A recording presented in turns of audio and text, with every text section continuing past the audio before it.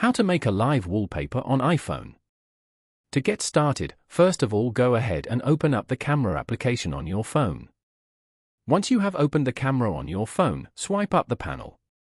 Then, tap onto this live icon over here. After that, turn on the feature. Once you are ready, take a picture on your phone. Now, minimize the camera application and go to Settings.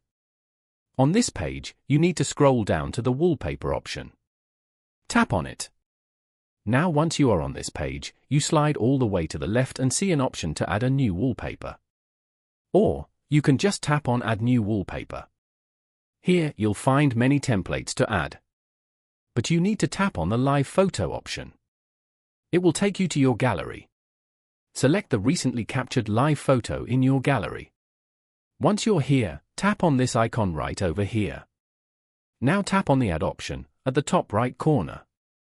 Tap on Customize Home Screen.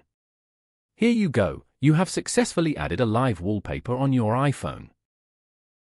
So by following these simple steps, you can easily make a live wallpaper on iPhone.